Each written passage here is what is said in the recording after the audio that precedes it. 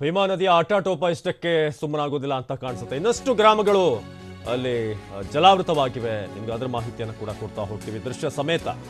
ಕೆರಕನಹಳ್ಳಿ ಗ್ರಾಮ ಸದ್ಯಕ್ಕೆ ಜಲಾವೃತವಾಗಿರೋದು ಭೀಮಾ ನದಿಯ ಆಕ್ರೋಶಕ್ಕೆ ತುತ್ತಾಗಿರುವಂತಹ ಮತ್ತೊಂದು ಗ್ರಾಮ ಇದು.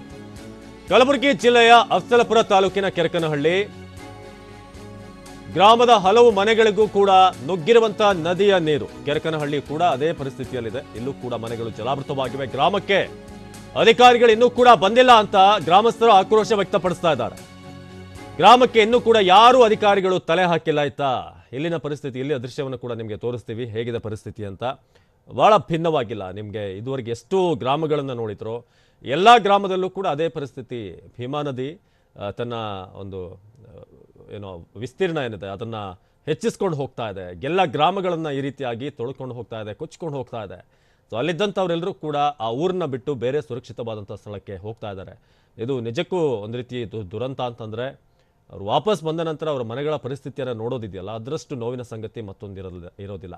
ಮನೆಗಳೇನೋ ತಕ್ಕ ಮಟ್ಟಿಗೆ ಗಟ್ಟಿ ಇದ್ದರೆ ಓಕೆ, ಸ್ವಚ್ಛಗೊಳಿಸಿ ನಂತರ ಮತ್ತೆ ಜೀವನ ನಡೆಸ್ಬೋದು. ಆದರೆ ಕೆಲವೊಂದಷ್ಟು ಮನೆಗಳ ಪರಿಸ್ಥಿತಿ ಹೇಗಿದೆ ಅಂತಂದರೆ, ವಾಪಸ್ ಬಂದರೆ ಅವು ಇರ್ತಾವ ಅದೇ ಪರಿಸ್ಥಿತಿಯಲ್ಲಿ ಅನ್ನೋ ಒಂದು ಸಂಶಯ ಮೂಡುವಂಥ ರೀತಿಯಾಗಿದೆ.